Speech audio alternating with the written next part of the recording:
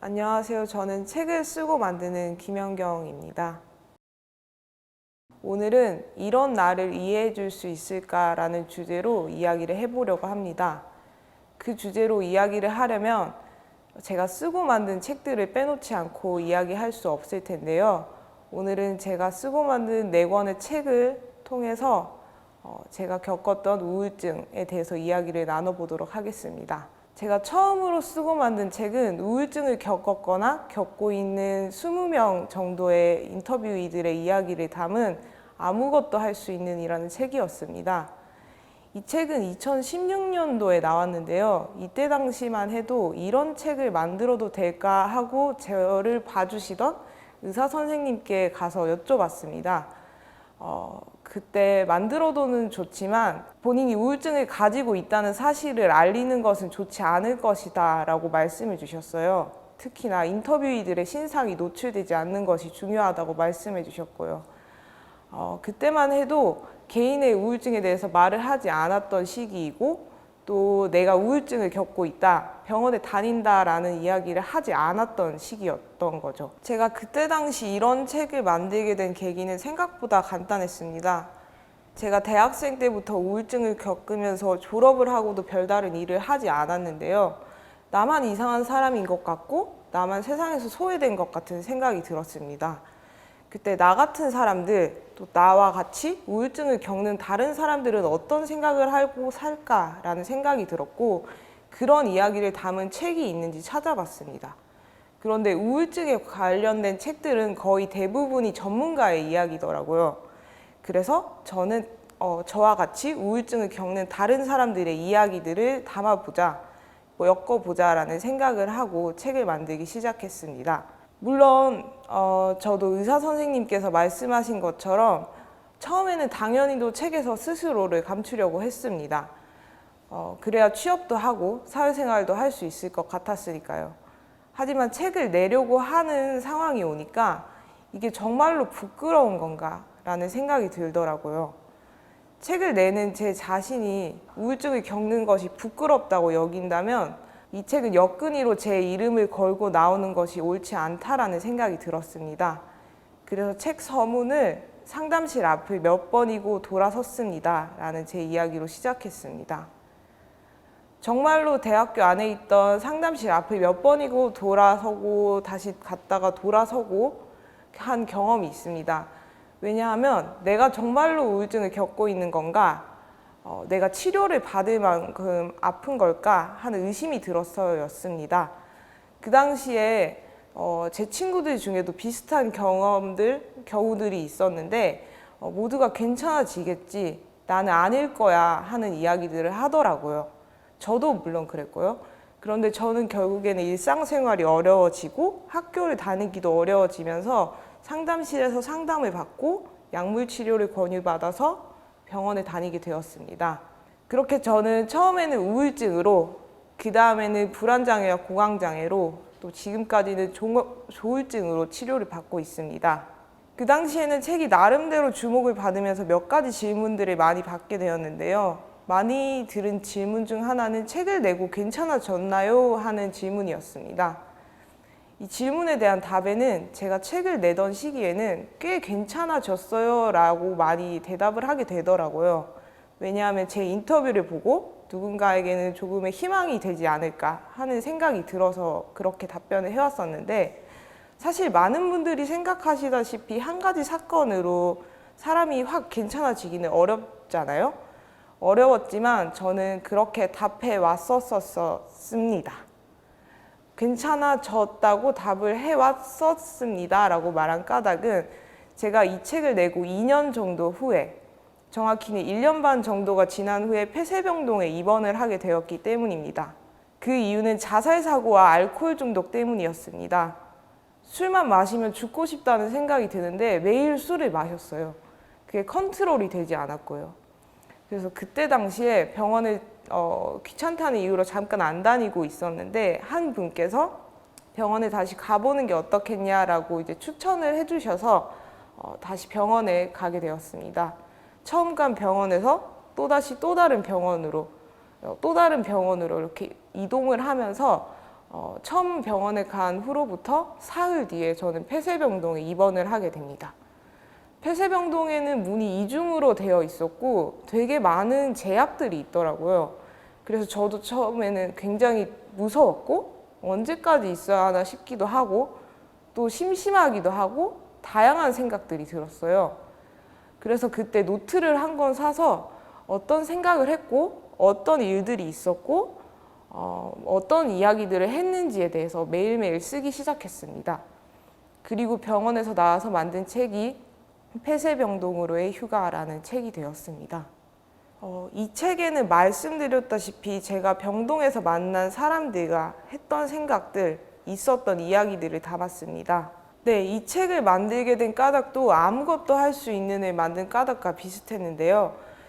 제가 병동에 들어가려고 의원에서 이제 여기저기 병원에다가 전화를 해봤는데 병동에 자리가 없고 몇 달이 지나야 들어갈 수 있다고 하더라고요. 그래서 그때 든 생각이 병동은 가득 차 있는데 왜 나는 한 번도 병동에 들어갔다 왔다고 말하는 사람을 본 적이 없지? 라는 생각이었습니다. 그래서 그만큼 이제 나 정신과 다녀 라는 말까지는 할 수 있는데 나 폐쇄병동 다녀왔어 라는 말은 하기 힘들구나 라는 것을 그때 생각했습니다. 그래서 이 책을 내고 나서 더 많이 들었던 질문이 스스로가 정신질환을 겪고 있다고 폐쇄병동에 다녀왔다고 말한다는 것에 두려움이 없었나요? 하는 질문이었는데요. 이 질문은 제가 앞서 말씀드린 대로 병원에 다니는 것이 제가 부끄러운 것이 아니라고 여겼기 때문입니다. 또 다른 사람들도 그렇게 여겨야 한다고 생각을 했고요. 그런데 솔직하게 말하면 폐쇄병동에 다녀왔다고 말하는 건 제 스스로도 굉장히 고민이 많이 되었습니다. 솔직하게 말하면 이제 삶이 끝났다.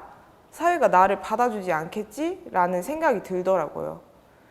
저는 제 작업을 이어가고 있지만 취업을 하고 싶어도 못할 것 같고 프리랜서로도 사람들이 믿어주지 않을 것 같다라는 생각을 했습니다. 그럼에도 제가 폐쇄병동으로 휴가를 내게 된 것은 폐쇄병동에 다녀온 사람들이 수두룩하게 많을 거라고 생각을 했고 또 그곳이 제가 가보기 이전에 생각했던 것과는 꽤나 다른 어떤 하나의 치료기관이라는 생각이 들었기 때문입니다. 그곳에 있는 사람들도 같은 사람들이고 우리 주변의 이웃들이고 또 누군가는 자기 자신이 필요로 할 때 들어가서 치료를 받을 수 있는 기관이라는 것을 말하고 싶었습니다. 책을 내던 당시에는 꽤 많이 고민을 했는데 이것 또한 만약 사회에 받아들여지지 않는다면 그것이 오히려 좋은 사회가 아닐 거라는 생각을 해서 저는 용기를 가지고 책을 내게 되었습니다.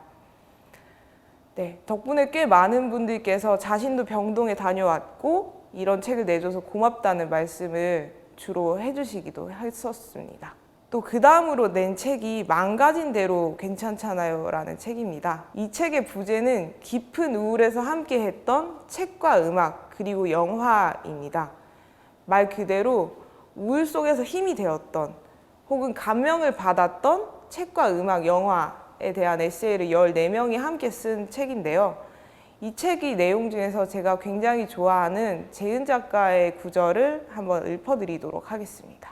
사는 게 숨이 턱 막힐 때 우리는 가끔 숨고 싶어진다. 말을 빼앗겨 마음을 표현하는 일이 어려워지기도 하고 이 상황에서 벗어날 수 없을 거라는 막연한 두려움에 빠진다. 그런데 거기엔 당신이 없다. 수많은 고민과 걱정 속에 당신을 위한 마음만 없다. 어디든지 상대가 누구든 당신 이야기를 해주었으면 좋겠다. 당신만을 위한 시간을 내서. 제가 이 구절을 좋아하는 까닭은 우리가 서로를 보듬어주고 아픔과 슬픔, 우울에 대해 이야기하기 좀 더 편한 사회가 되었으면 하는 바람 때문입니다.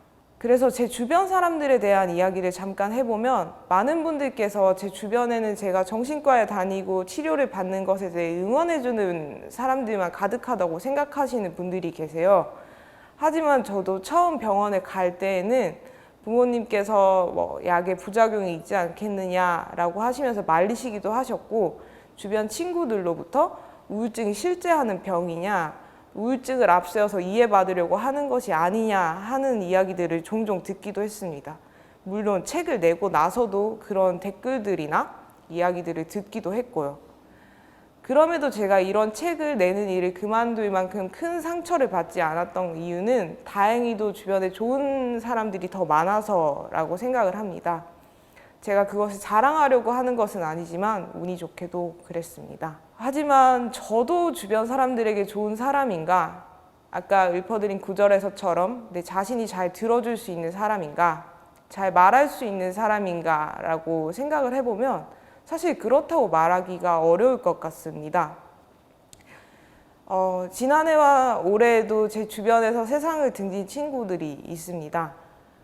내가 어떻게 했더라면 달라졌을까 하는 생각을 아직까지도 하고 있습니다. 또 작년에는 저 또다시 병동 입원을 권유받기도 했고요.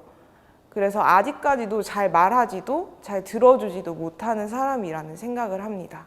그렇게 작년에 친구를 보내고 돌아오는 날부터 혼자인 것이 너무나 두려워서 친구들 집을 전전하기도 했습니다. 그때 써내려간 글이 오늘 밤만 나랑 있자라는 책이 되었습니다. 그때서야 나는 괜찮지 않다라고 말하는 것이 생각보다도 더 많은 용기를 필요로 하는 일이라는 걸 다시금 체감했습니다.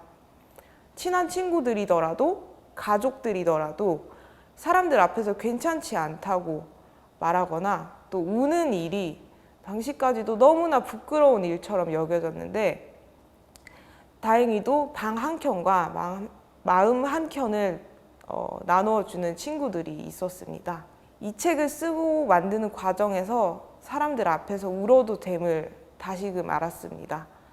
또 이제는 저도 다른 사람들과 헤어질 때 또 힘들다고 말하는 친구가 있을 때 한번 꼭 안아줄 수 있는 사람이 되었습니다.